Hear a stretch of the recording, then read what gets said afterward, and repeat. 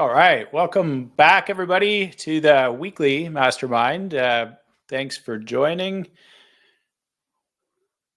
Sorry, I'm getting a mute alert here. I think I'm okay. Thank you for joining. Appreciate you joining again this week. Go ahead and just throw your name and where you're from up in the chat. Always good to see who's here and where you're from. Chris, you're here again this week. That's incredible. Thanks for joining again.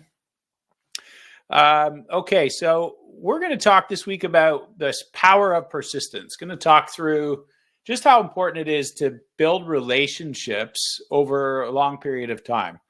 I think oftentimes when landscape companies are really, really, truly focused on sales, they forget about the timeline in which it takes for a lot of these relationships to really become what they're ultimately destined to become. And so I think oftentimes people give up too fast. And so what I want to talk about today is just being a little bit more persistent about building relationships and understanding that it takes sometimes years for these relationships to turn into actual revenue. So, it's kind of a combination of many things. Ultimately, what we're trying to do is build strategic relationships that are going to provide lots of business for many, many years to come. And so it's definitely an endurance game. This isn't a sprint. We can't just expect that we pick up the phone and these massive customers with lots of recurring revenue and lots of upcoming projects for years and years and years just jump into our laps, because obviously many contractors are trying to service them and they probably already have relationships in place. So you kind of have to walk before you run.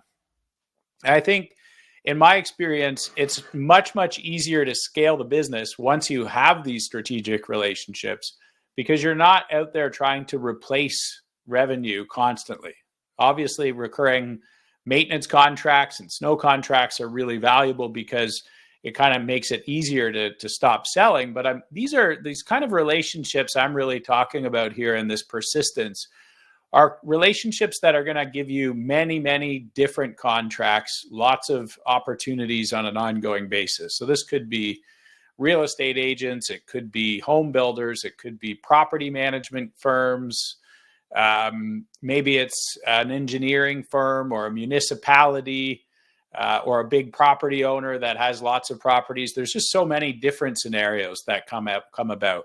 But these aren't relationships where you just pick up the phone and asked if you can give them a quote and everything comes together and miraculously there's millions of dollars of jobs coming. These are relationships that you kind of have to build and keep building and stay in touch with, sometimes for 6 months to 2 years before you actually get any revenue. But once they start to come in, if you serve them well and you solve their problems, what ends up happening is they just keep coming back to you. And ultimately, they almost become like your sales force in a way, in the sense that if you've got 5 or 6 partners that are giving you $2 to $5 million a year, well, then you've got this $30 million business that's more or less recurring in nature. And this was very much my story. This is how I built my business. I ended up really focusing on very few people, but really making sure that we could solve all of their problems and make life easier for them. But it did take a lot of work. These are relationships that may start over a lunch or may start on a ski hill or a golf day, but they kind of require this like constant touch. So in order to kind of unlock this, I think it's worth just looking at the business and thinking about how persistence does pay off. And I'm going to talk about persistence in the sense of those big strategic relationships that I was just talking about, but also, just key contracts and big opportunities that we know exist. Because all too often when I'm teaching the mastermind sessions, I'll ask contractors what's holding them back from kind of getting over that next big sales hump. And I often talk about, going from 1 million to 3 million is a big struggle. And it's almost the same amount of work to go from 3 million to 10 million, believe it or not. And then to go from 10 million to 30, it's almost kind of the same amount of work. It just kind of feels similar. Often I always talk about how much the owner or the leaders have to evolve in order for those leaps at those 1 and the 3s to go from 1 to 3 and 3 to 10 and so on. But I think there's also just this mindset around where the revenue is going to come from. Because when you're a startup doing 300,000 and you're trying to get to $1 million, the type of revenue that you're trying to get is usually smaller ticket jobs, more commodity-based jobs. They're more marketing-led deals. And what I'm trying to suggest here with this persistence is when we keep working these bigger relationships and we watch what's happening in our local market and we figure out where those big opportunities are and we keep our eye on them for many years and we build the relationships needed to get there, then we kind of change the trajectory of the growth, because we start to grow by $200,000 to $500,000 increments instead of growing by $2,000 to $5,000 increments or $20,000 to $50,000 increments like you might be early in the game. Oops. My slides are moving here. Some common obstacles. I think the reason a lot of contractors don't focus enough here is it's difficult, right? What happens is pick up the phone and you're all excited about this opportunity and somebody tells you the contract is not up for renewal for 5 years or 3 years. And sometimes we just kind of hang up the phone and give up and say, well, that's a no-go. I'll go find another opportunity. And what ends up happening is you keep looking at the short-term opportunities that are right in front of you, and those are rarely the best opportunities. Usually the best opportunities require a little lead time. So when we log a call and we figure out when that contract's up for renewal, we shouldn't just pick up the phone. We should probably be a little bit more persistent in the way that we handle that conversation and treat the fact that the contract's not up for renewal for 3 years as just another piece of research that we need to build upon. It's just an objection. We can still move past that. In fact, I found many times by staying persistent and offering to still provide some value add in the short term, that they ended up actually changing contractors long before that contract renewal period. Because as we all know, most contracts have an exit each year or an opt-in each year. And I've often found that when we just stay persistent, those opportunities seem to come up a lot sooner than we were expecting. But it does require a lot of attention. So why does this all matter? Obviously, we want to stay top of mind with any prospects that we really want to serve, people that meet our ideal customer profile, those biggest opportunities, those strategic partnerships that are really going to yield all kinds of long-term growth opportunities. People that are maybe a little less price sensitive, a lot more focused around the quality or the efficiency or your approach, and maybe it's your sustainable methodology, or maybe it's a safety component that you offer in the snow business. There's many different things that we can sell that are different than everybody else. And I think when you stay in touch and you're really persistent and you share your value propositions and you even provide some of that value way ahead of a sale, I think you position yourself as that trusted advisor. When that problem kind of bubbles to the surface, you're their first person they think of, because you've been reminding them of that pain and you've been letting them know how you would solve it. And when it bubbles back up, they come to you to solve that problem. And once you get that opportunity, so much more can come from it. That's usually, this land and expand mindset. I believe you really need that. That's part of being persistent. Give me one opportunity and I'll show you what I can do, and have that confidence to ask people for that one opportunity. That's where all of these relationships are sort of started. And so whether it's a landscape architect in your city that designs $1 million backyards, maybe they're not ready to give you that $1 million backyard. But my technique there was I would just go to those architects and say, hey, listen, I'm sure you've got your regular guys and I'm sure they're great. And I'm not trying to take anybody's work here, but if you end up too busy and your contractors can't take any more work, I'd love to take a couple of small jobs and show you how we do things and see if you like working with us. And then, 3 years later, I was the prime guy. I was the guy getting all the big jobs. I just land and expand. Like once you land the opportunity and you do more than you're paid for, and you solve more problems for them than anybody else, and you make their life easier, and you create a better future for their business, they keep coming back to you for more and more and more. And that's ultimately what this persistence is all about, is drive a wedge, get an opportunity, and then overperform. Always, as the old saying says, under promise, over deliver. And if you really do solve the problem better than everybody else, that opportunity will just grow and grow and grow. And you can have a multi-million-dollar business with very few customers and very, very little sales work without all of that competitive pressure. So the point here is you're going to build trust over time. These things take time to grow. They don't happen overnight. And that's why I always try to tell people to create a 3 to 5 year business plan and start with the end in mind and really think, okay, in 5 years, today I'm $1 million business. In 5 years, I'm going to be a $5 million business.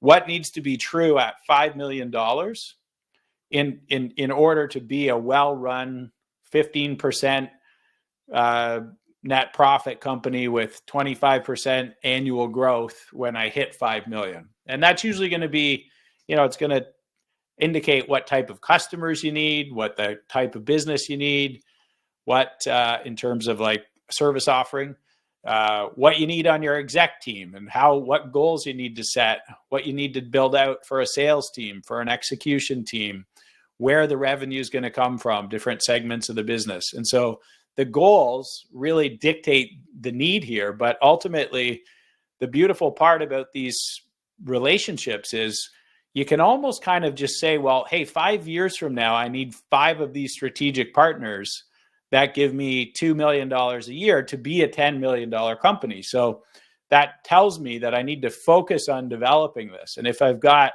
10 or 12 of these type of customers, maybe I've got a $30 to $50 million business 10 years from now. And so this persistence concept is very, very much tied to the strategic plan for the company long-term, or the vision that you've got for the business in the future. I usually recommend having at least a 10-year vision for the business and like 5-year goals. We should know where we want to be on that vision 5 years from now. And I think the persistence here is key. We have to have the relationships to fuel that, because, inbound leads from referrals and, Google ads are probably not going to get you high profit work that's highly, highly recurring by nature, whether it's install or maintenance. When you've got these relationships, they just keep paying. So some things like that I think are really important, and they're basic tools that I just think we often don't put enough effort into. If you consider making regular touch points with these key opportunities, whether it's every quarter taking somebody out for lunch or dinner, inviting them to hockey games or baseball games or football games, playing golf together, going skiing together, whatever you're comfortable with. I think getting in front of these people on a regular basis and sharing what you're doing and telling them what you can do for them, just being very transparent about how you help. That's ultimately, I think, all people need to hear, is how you help people like them.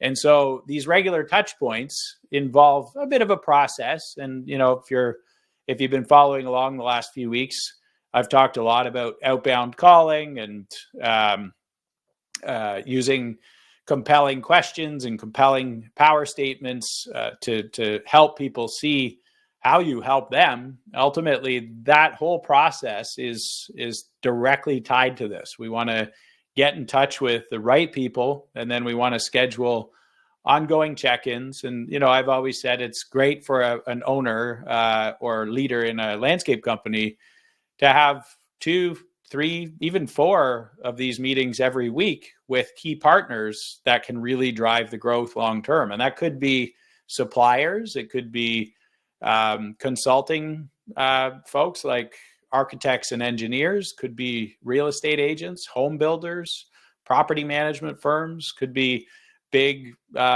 property owners. All these different people have lots of ongoing opportunity. And if we spend more time with them and make sure they understand how we help, then eventually we're going to get some of that business. And then we do this land and expand that I just referred to. So we want to personalize the interactions as much as possible. And we want to understand what they like to do. And then we want to spend some time doing that. If they like going out for nice lunches, we'll do that. If they like playing golf, we'll do that. But ultimately, we want to figure out how to personalize that interaction and how to get an opportunity to just share how we can help them or how we can help each other, ideally.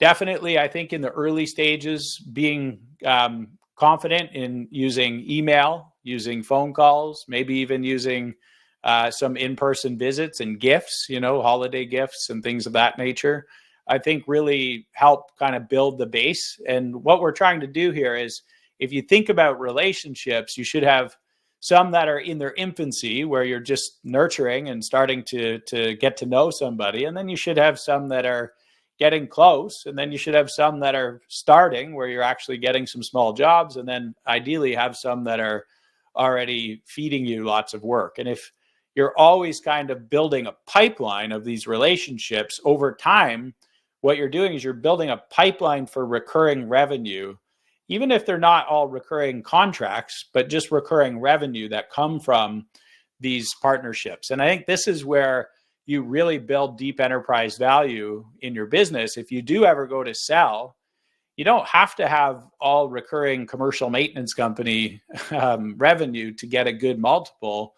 If you've got a series of really good relationships that are continuously feeding, and you can see that there's very little turnover in the customer list over a long period of time, but there's a lot of recurring revenue, that's still a fantastic business for somebody to buy, whether it's your employees or somebody else from the area or even private equity. I know there's a lot of that happening these days. So as we start to build out these relationships, it's important to kind of systemize it, right? We want to be looking at this almost like a funnel. So we want, the predictor of revenue in your business is sales pipeline. So we want to be able to look at how much pipeline we're generating. But this is a little bit different than just straight up predicting revenue, in the sense that we're actually trying to predict our growth potential for the future. And so these strategic relationships are going to give us opportunity to really massively scale the business in future years. So you're almost kind of looking 2 to 3 years out and saying, what has to be true for me to be the 5 or 10 or 20 or $50 million business? I need these relationships that keep feeding.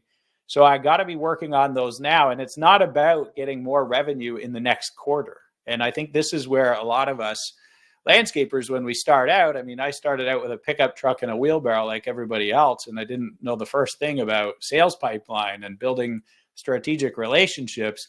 So I was just worried about keeping the lights on and always selling for the next quarter. Eventually, I started thinking, half year ahead, and eventually maybe 1 year ahead. But the truth is when you think 2 to 3 years ahead and you're building these strategic relationships to fill pipeline with the perfect revenue, doing the right type of work that you're well set up to do on the operational side, then what you're kind of doing is you're connecting sales with your operational strategy, which is, I think, where the intersection of true success happens in this business. You have to be able to feed the beast the right type of revenue for the beast that you've created, right? There's an appetite for a certain type of work, and that's what you need. And only by getting these relationships in place can you kind of count on that happening on an ongoing basis. So a couple things that, just quick bullet points that I want to run through and cover here today. Make sure that you research who you're talking to before you go start these relationships up. Ultimately, what we want to do is we want to find the ideal client that matches what it is that we're selling. So where we want to work geographically, the type of work that we're most set up to do, because I think we all hurt ourselves by trying to do too much for too many different types of customers. So find that ideal customer profile, make sure that we know that they've got the right type of property, the right type of needs, the right budget, and then we're going to start to really build a relationship with them. Instead of wasting our time reacting to all kinds of inbound leads that are never going to be good revenue, that don't match our operational capabilities, let's just get really specific. And that requires research. And when you research and you talk to fewer people, but you do a better job at it, you've got a much higher success rate. It's not going to happen fast many times, but it will happen if you stay with it. The persistence is key. Making sure that you've got this value proposition completely dialed. We've talked about compelling power questions and statements and objection handling and all kinds of things over the past few weeks here. If you've missed those episodes, you can always go back and hit them on YouTube. But developing a value proposition really specific to your ICP is important. And oftentimes business owners are great at this. They kind of know instinctively how to sell value because they have to. It's almost like a survival instinct.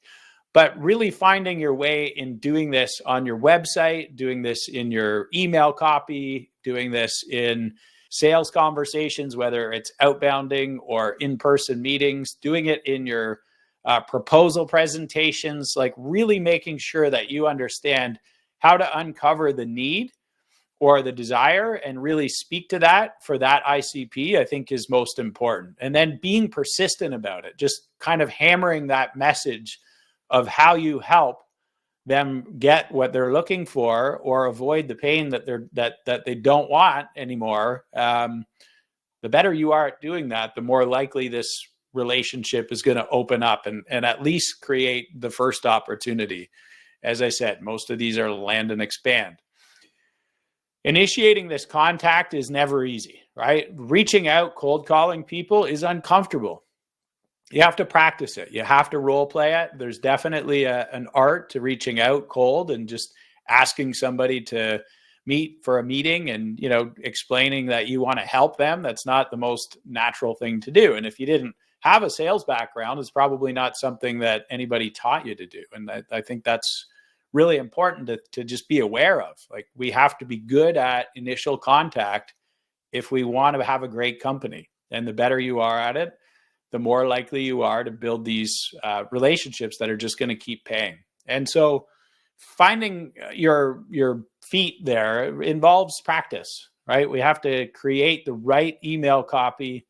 We have to test it and see what works. We have to be confident enough to pick up the phone, ask people a few good questions to get a good dialogue going. We have to be good at building rapport, dealing with objections, acknowledging that maybe a contract isn't up for a couple of years, but still asking to meet, still knowing how to offer value ahead of the sale and having the patience to see that through. I think it's super important to expect these things to move slow, because all too often, I think landscape salespeople in particular, I think owners are maybe a little more naturally geared toward this, but salespeople often are looking to reach quota next month or next quarter.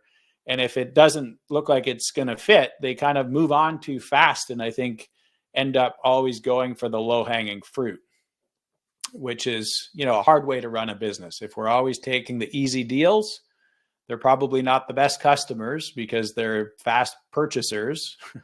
And the reality is they're probably not the most profitable. They're probably buying based on price as opposed to true value. So want to be good at building up these initial contacts. We have to know how to offer value before the sale. And this is really, of everything that I'm going to talk about today, most important. If you reach out to somebody and they don't have an immediate need, you got to remember, it feels like you're trying to push or sell something to them that they're just not even thinking about. It would be like you just bought a brand new car and 2 months later, a salesperson cold calls you to buy a car. You're just like, well, no, I've got a car. I'm good. I didn't ask for a car price. This is different when we approach people and we find a way to offer value early, then they'll take us up on this value offer for their own reasons, right? We're solving a problem for them in the short term, something that they may not have even thought they had, because we've pointed it out. And the better you are at doing this, I think the more likely you are to get those initial meetings and have a little substance to them. So, if it's in the snow business, for example, and you call up and they're 2 years into a 5-year contract, when you ask, if they're interested in a snow proposal and they say, well, no, not right now, we've got one, just simply saying, okay, and hanging up the phone isn't going to work, right? We have to be able to offer some value. And so then simply having the tools to ask more questions and find out, okay, well, when is the contract back up for renewal? And when you get them to answer that, having the confidence to then say, hey, can I just ask a few questions so I better understand the situation, and you drop a few questions specifically around snow and their needs. And then you could offer, well, hey, what if I gave you a proposal right now, just so you have some other budget numbers in mind? And with that, I'm going to do a full site assessment, and I'm going to give you a snow response plan that would describe exactly how we do things. I need to ask you a few more questions to better understand your needs, but ultimately I want to give you like a very, very detailed proposal that you can keep on the back burner in case you ever have a problem. You've got us on speed dial to show up and solve it. Or, if at any point anybody wants to reconsider the contract on one of your annual renewal terms, you kind of have our price already sitting here. And when the time comes and you need a price, I can update it really quickly because we've done the groundwork.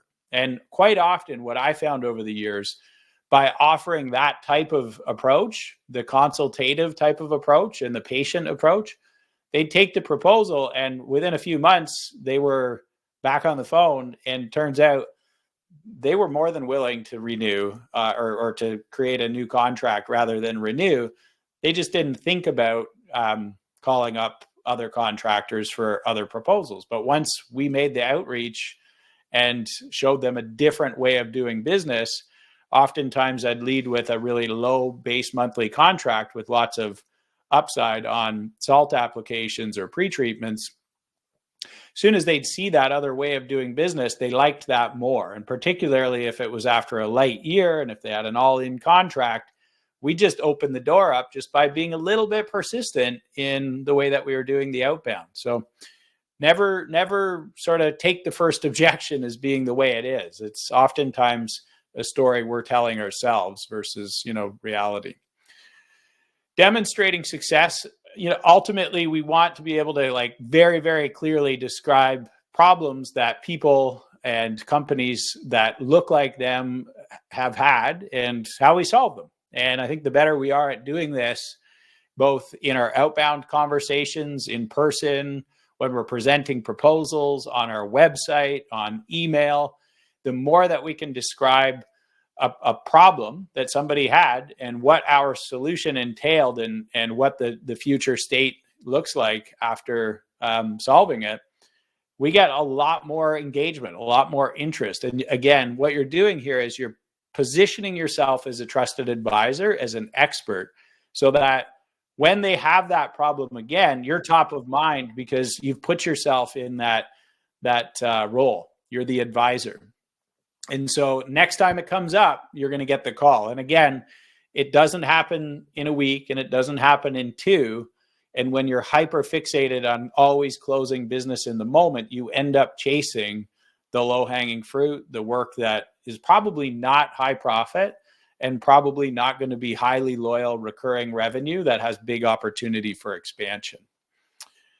And, this is really kind of part and parcel there, is presenting customizable solutions. When you offer this extra value in your conversation and you let them know that you're very flexible in the way that you do business and that you ultimately craft a plan based on their specific needs, and you're going to put together a tailored proposal with many different ways of doing business, that in itself usually perks people up a little bit. And they may have a contract right now, but maybe they're dealing with someone who's very rigid.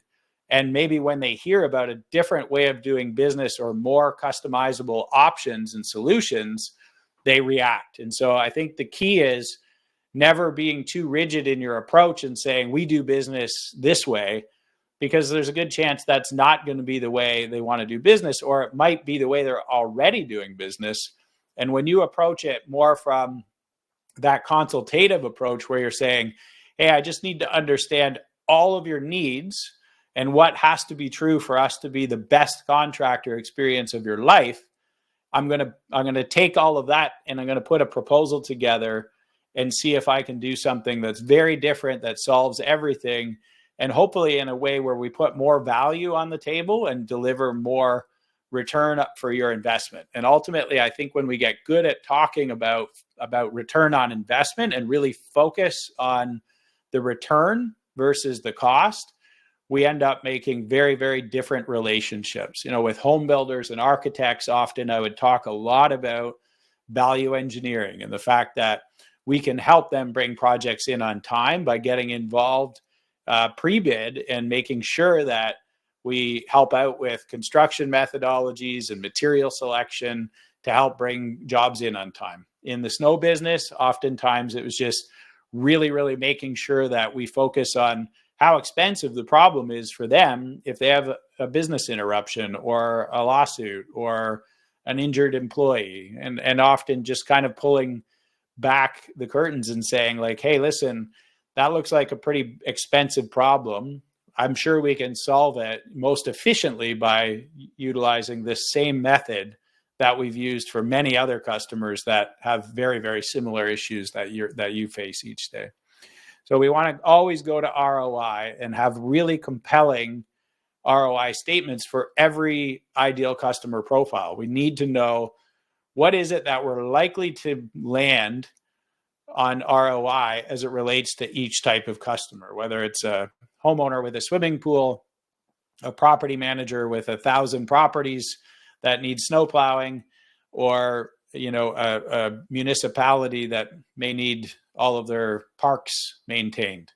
They all have very, very different needs and very different return on investment mindset. And so we have to figure out which one is going to be most applicable. And I think that opens up more doors than anything else.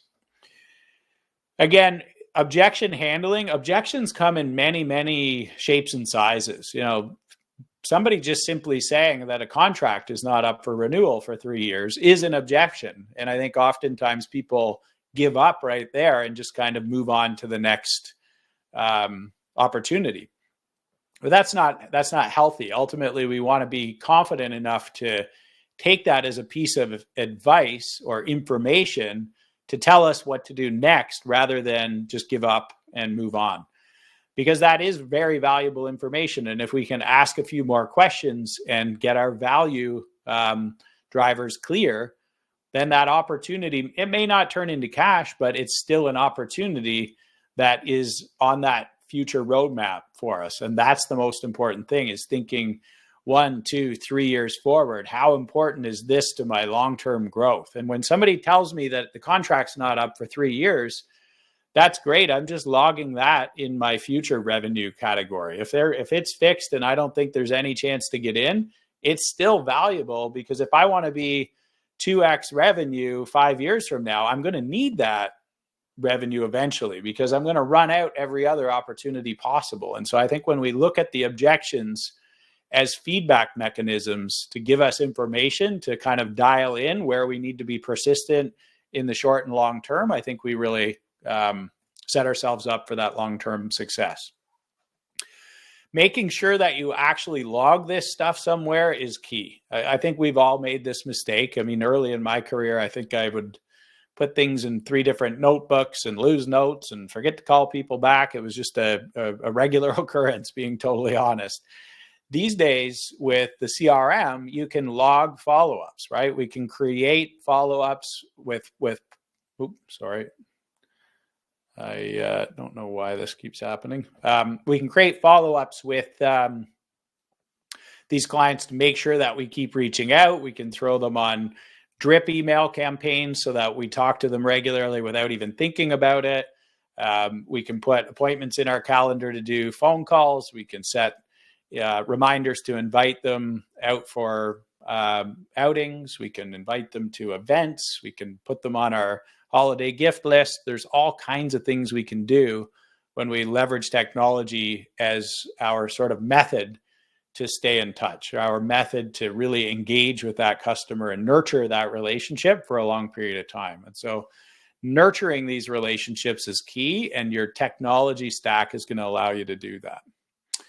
Obviously, we don't want to drive people crazy. We don't want to annoy people. We don't want to be bothering them over and over and over again. So we want to do it in a mindful way. And I think when we schedule it and when we calendar and automate this as much as possible, we make it a little more palatable. We can be more thoughtful about how we do it, what we say, and then also be more reactive to what they're saying. So, when we do a check-in, if sentiment changes one way or the other, we can make some adjustments and be mindful about what we're doing next. We don't want to call the same customer back every year with a different salesperson and ask them when their snow contract is going to renew. That's not good for business. So we want to have one system.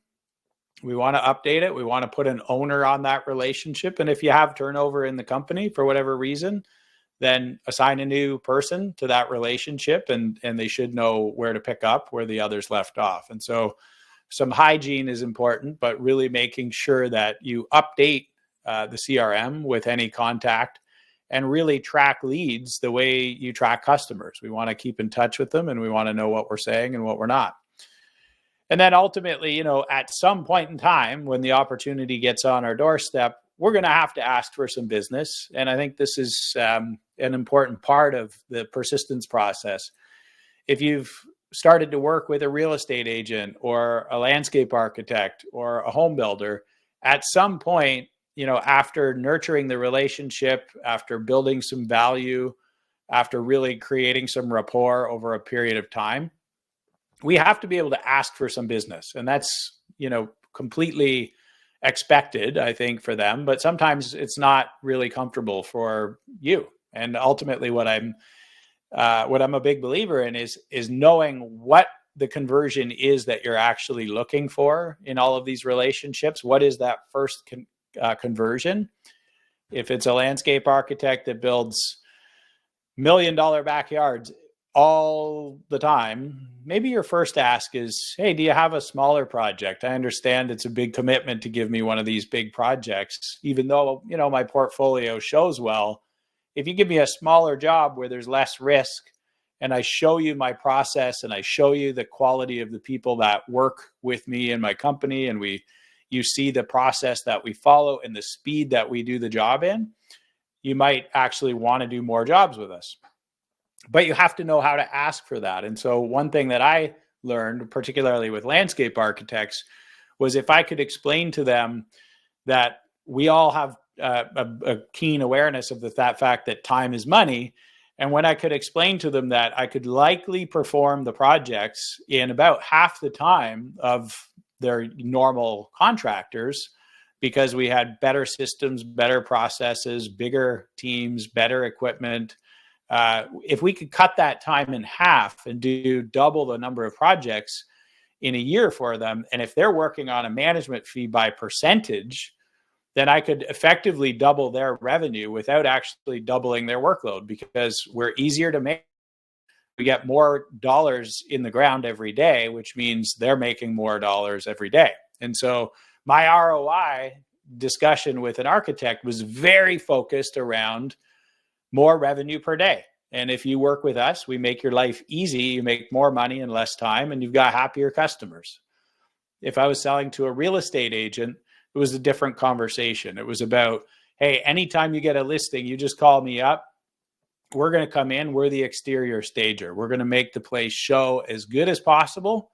Then we're going to give you a drawing of a beautiful backyard, and we're going to set that on the kitchen table, and we're going to have our name and logo on it, our business card sitting there.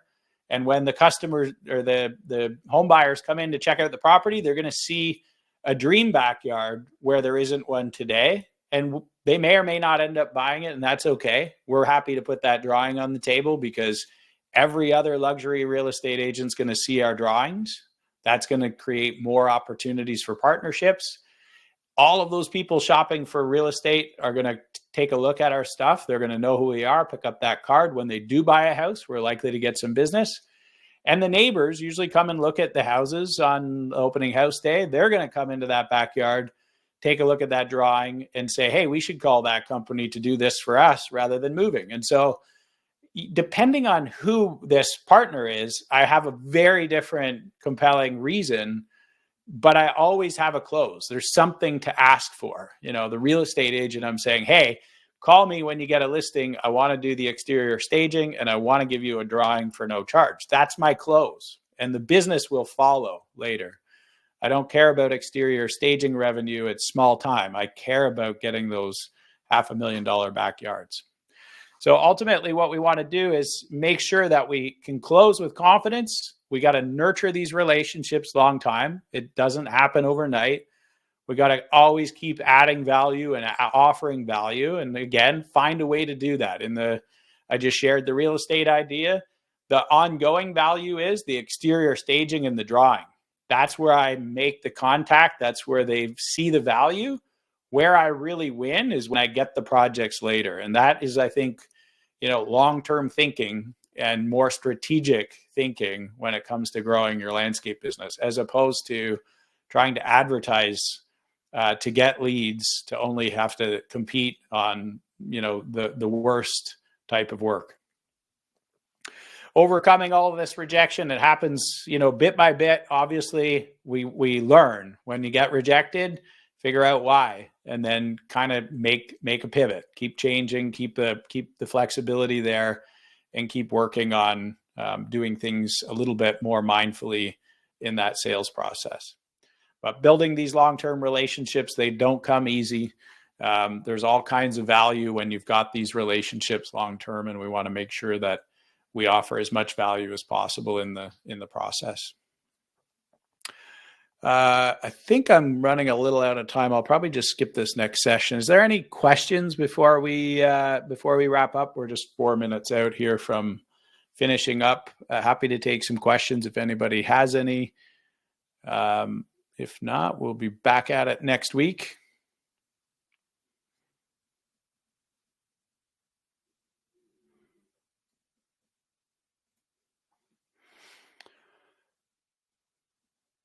Recordings automatically. Connection is shaking. Please share the deck. Yep, we'll share the deck and the recording as well for sure. I think we're all set for this week. Oh, any unique comments to a property manager of a senior's home? Yeah, any property managers in general, I feel they always have very similar pain points. They have contractors that don't do what they say they're going to do, and they have all kinds of eyes on the properties, whether it's commercial and their tenants in the office buildings, or whether it's an old age facility or an HOA of some sort. There's a lot of bosses, and they have lots of people that remind them of what isn't good every day. And so I think oftentimes one of the most painful things they have to deal with are just the inbound complaints.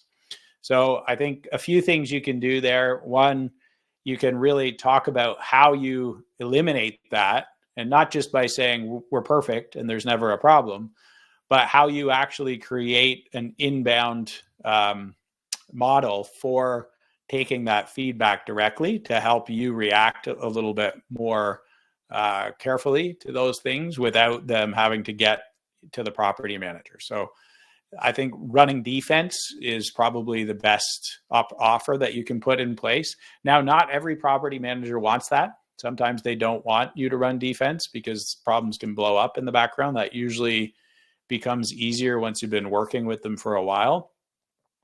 Sell the customer portal. We built the customer portal for this very reason. When there's a need or a request, obviously it's not going to be every homeowner on or a person living in this seniors facility that gets access, but the facility manager, the on-site person, has an opportunity to connect directly with you without bothering the property manager.